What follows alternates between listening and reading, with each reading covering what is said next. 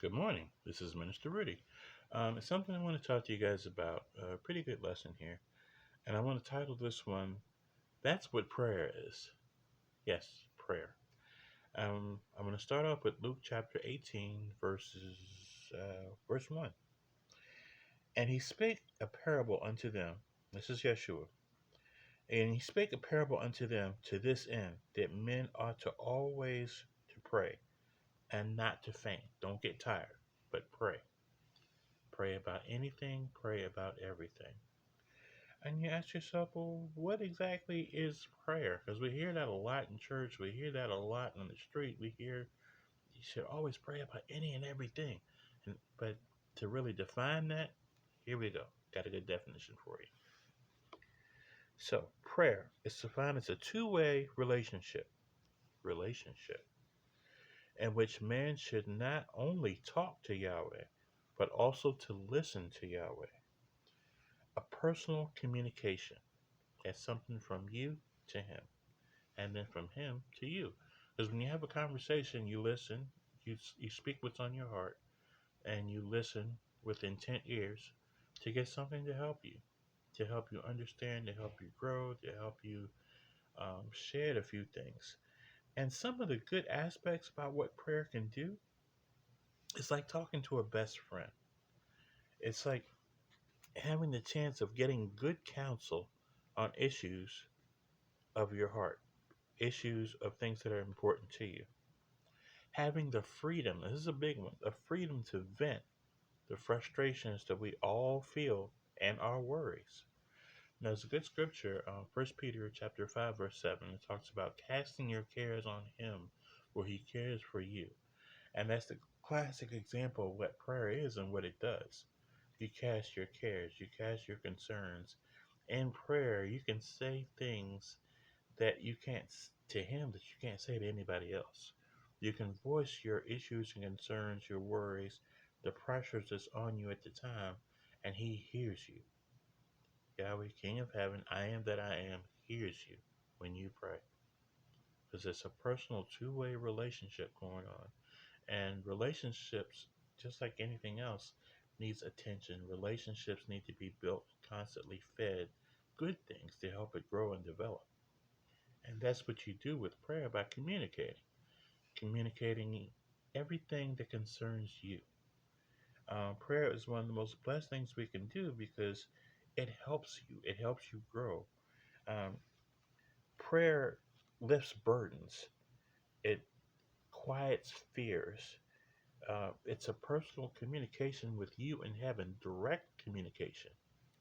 And believe me, your heart is heard every time you speak. There's a book of life being written down, all of your actions while you're living and everything like that. But your prayers, your communication with the throne of heaven itself can help you get answers, help you figure things out, help you not deal with it on your own. And believe me, seeking his wisdom while you're going through is priceless. Priceless. So that's what prayer is. And there's even more in Luke at 18th chapter, and you can actually read verses 1 through 14. And there's a whole lot more there about different kinds of prayers. And this is Yeshua, the Messiah, the Christ, uh, Hamashiach, teaching about prayer and different things through parables. So let's read a little bit. Start with verse 2. Saying there was in a city a judge which feared not Yahweh, neither regarded man. And there was a widow in that city, and she came unto him, saying, Avenge me of my adversaries. And he would not for a while, but afterward he said within himself, Though I fear not Yahweh, nor regard man, yet because this widow troubleth me, I will avenge her, lest by her continual coming she worry me. Verse 6. And Yahweh said, and the Lord said, Hear what the unjust saith, and shall not Yahweh avenge his own elect, which cry day and night unto him, though he bear long with them? Verse 8. I tell you that he will avenge them speedily. Nevertheless, when the Son of Man cometh, shall he find faith in the earth? takes faith to communicate with heaven. It takes faith to follow the word. It takes faith, trust, unshakable, to let Yahweh do what he wants to do in your life and for you. Examples of prayers what we're talking about. In verse 9, and he spake this parable unto certain which trusted in themselves that they were righteous and despised others. Despised others. That means they had a big head, felt like, I'm right, I'm just, I'm all that and crackers. And you come before Yahweh with a humble heart. You come before Yahweh with a spirit of thanksgiving. You come before Yahweh and you talk to him as a child with their parents. And you come to him as a little child and you let him bless you with his presence. He will hear you, but first thing he does is he looks at your heart. You can come to him upset. You can come to him in tears. You can come to him when things fall down. But when you come to him in pride, that's where the mistake comes in. So hear this. Verse 10. This is Luke chapter 18. Two men went up into the temple to pray, and one Pharisee and the other a publican. The Pharisee stood and prayed thus with himself, God, I thank thee that I am not as other men are, extortioners, unjust adulterers, or even this publican. See that? Verse 12. I fast twice in a week. I give tithes to all that I possess. Verse 13. And the publican standing afar off would not lift up so much as his eyes unto the heaven. That means he was humble, but smote upon his breast, saying, and hear this, Yahweh, be merciful to me, a sinner.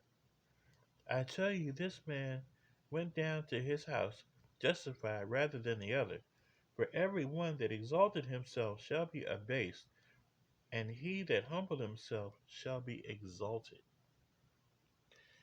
It's the attitude of the heart. When you need help, you don't come at someone, you demand it, you ask it. When you want love, you show love. When you want to have a friend, you show yourself friendly. This is a relationship we're talking about here, so you get that. Humble yourself before the mighty hand of Yahweh, and he will exalt you in due time. Being humble, being honest, um, putting out your concerns and not being afraid to put out your concerns. The scripture says, come boldly before the throne of grace. Boldly. That means don't be ashamed to bring anything you got to me. I will hear you and I will send you an answer. I will bless you because you're trusting me with it. Faith comes by hearing, hearing by the word. I will bless you. And that's what prayer is. That's what prayer is. And he spake parables unto them to this end, that men ought always pray and not faint. So it can't be so bad or so deep or so weary. No matter how bad the tears flow, you take the time to communicate with heaven. Take the time to pray. Take the time to receive that counsel that only he can give. Because remember, prayer is just not you talking, but it's him talking back to you and you giving him a chance to do that. Listening, going to his word, seeing what he says. So let this bless you, and let this mini message open up your thoughts and ideas of what prayer can be. And it doesn't have to be an open, huge thing. You could be in your car, you can pray. You could be in the elevator, you can pray. You can uh, you can pray in tongues. You can pray by yourself. There's many examples of prayer in the scriptures, like Mark 1:35. In the morning, it talks about Yeshua going and praying early in the morning before his day got started. And then there's another, Matthew 6, verses 9 through 13. And that's the Lord's Prayer. Our Father, who art in heaven, hallowed be thy name. It's a model prayer. Every prayer doesn't have to be like that, but it's something that you can use to help get you started. And it starts with reverence to Yahweh as King and your Father, our Father, and that, He has the answers for everything, that He loves you more than anything else in this world. And He will bless you from that communication. He will hear you. And believe me, the answer is on the way when you pray. You just have to have faith and believe it. Okay? I hope this helps. I love you guys. Minister Rudy.